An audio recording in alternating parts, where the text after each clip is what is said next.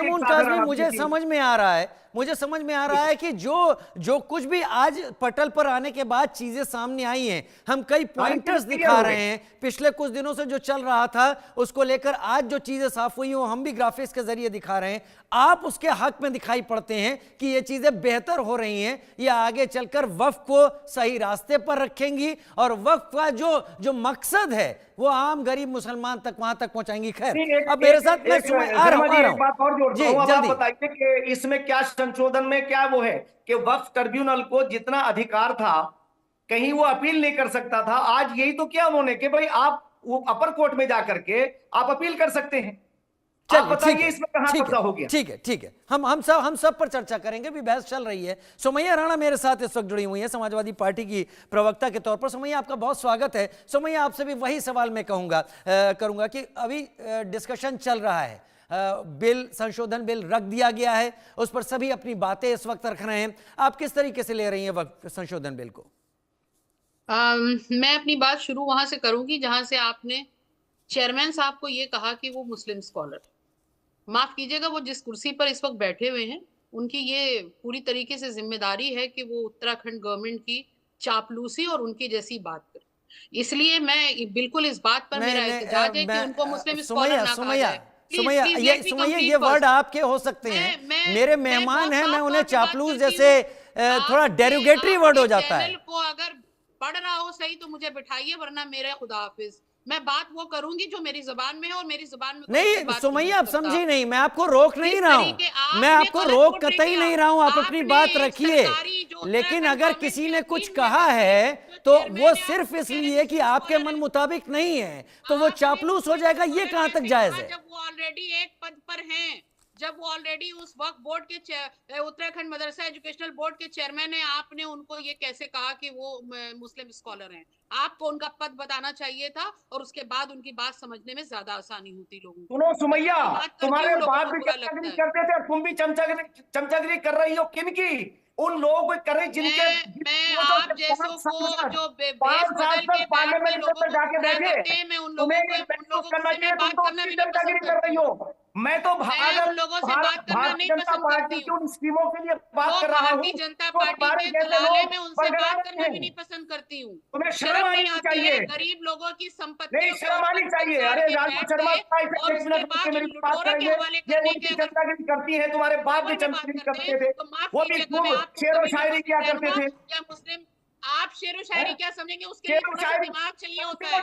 तो वो थे तो दरबारी हुआ करते थे, दरबारी। तुम दरबारियों से ताल्लुक रखती हो और हम बात को सीधे कहने वाले हैं। तुमने भारतीय जनता पार्टी और आज के वजीर आजम सबका साथ सबके विकास पर काम कर रहे हैं। तुम्हारा नेता तो विनाश का काम कर रहा है और तुम्हें शर्म नहीं आती, तुम्हें गैरत नहीं आती।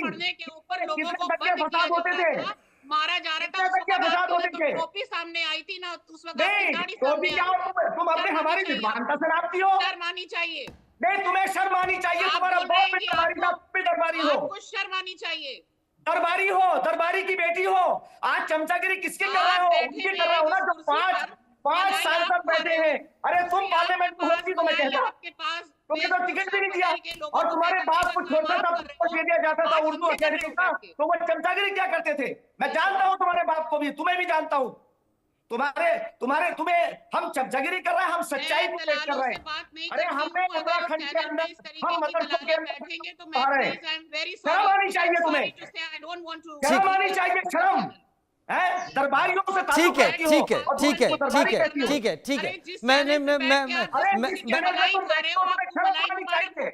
आपको मलाई मुबारक हो, आपकी मलाई बोल रही है।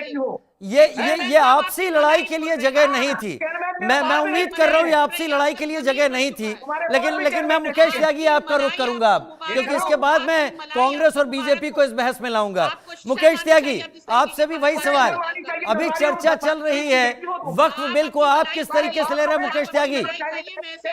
सुमैया राणा, मुफ्ती शमून काज़मी, मेरी रिक्वेस्ट है थोड़ी देर के लिए पास करके चलती हो। अरे नहीं राजू शर्मा, अपने ये देखो कि 5 सांसद बैठे हैं वहां उसमें पार्लियामेंट के अंदर मुसलमानों के वोटों से, इन्हें तो टिकट भी नहीं मिला और वहां से भारतीय जनता पार्टी कि हम चमचागिरी नहीं, हम उनकी तारीफ इसलिए करते हैं कि उन्होंने सबको विकास से जोड़ा है। तुम्हारे नेता ने तो तुम्हें विनाश से जोड़ा है।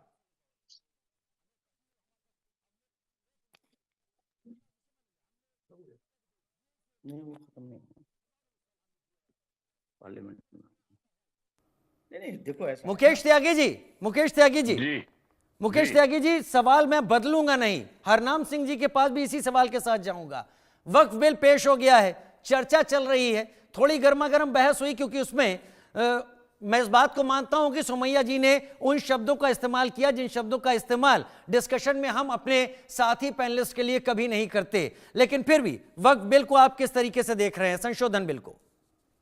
मैं समझता हूं कि जैसे अभी शमूर काशमी साहब, जो कि बहुत ही आलिम इंसान हैं, और उन्होंने तमाम, मैं समझता हूं, इंडिया अगेंस्ट करप्शन, जो करप्शन के खिलाफ ड्राइव निकाली, वो अलीगढ़ मुस्लिम यूनिवर्सिटी के मदरसा बोर्ड के मेंबर हैं।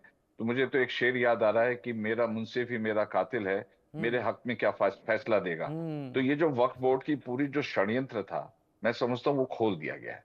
और इसीलिए जो लोग, कुछ ही लोग हैं, चंद लोग ऐसे हैं राजीव जी, जिनका इसके अंदर जो है निहित स्वार्थ भरा हुआ था। किस प्रकार से, मुझे बताइए, वक्फ के अंदर क्या प्रॉपर्टी को आप बेच सकते हैं? क्या आप उसको किसी भी प्रकार से, उसका एक भी इनके पास उदाहरण नहीं निकला कि इन्होंने कोई नेकी का काम किया है। जिसको भी वक्फ की प्रॉपर्टी गई है, वो खुद ही इतने मुकदमे चल गए वहां पर।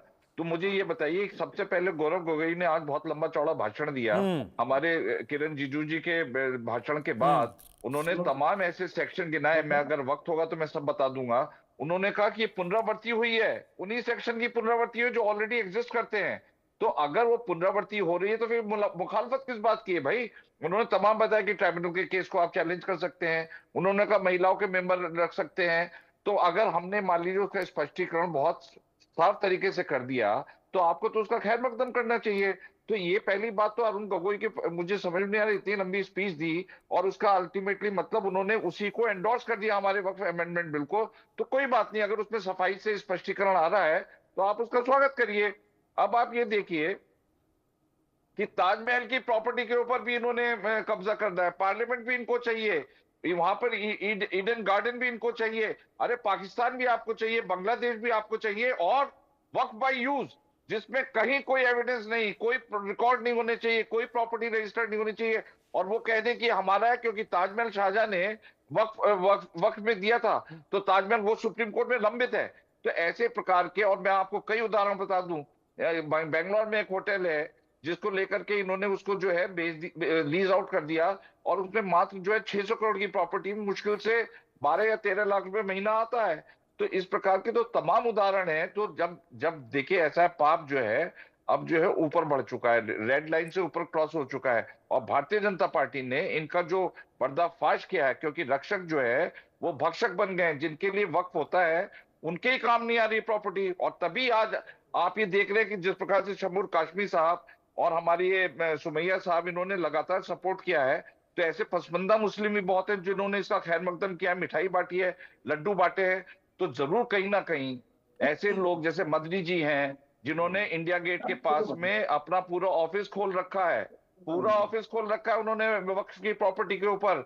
ऐसे में आपको तमाम उदाहरण दे सकता हूं। तो इन्होंने लगातार इसका जो है ना इंतजामियत की है, लोगों को धोखा दिया है प्रॉपर्टी में। एक एक बड़े उद्योगपति को इन्होंने प्रॉपर्टी बेच दी है, और कई क्रिमिनल केसेस चल रहे हैं मुताबिक के अगेंस्ट, जो कि ट्रस्ट के मैनेजर थे, उन्होंने उस प्रॉपर्टी का किस तरह से मिसयूज किया है ये आप जान नहीं सकते। तीसरी लार्जेस्ट प्रॉपर्टी होल्डर है वक्फ वाले।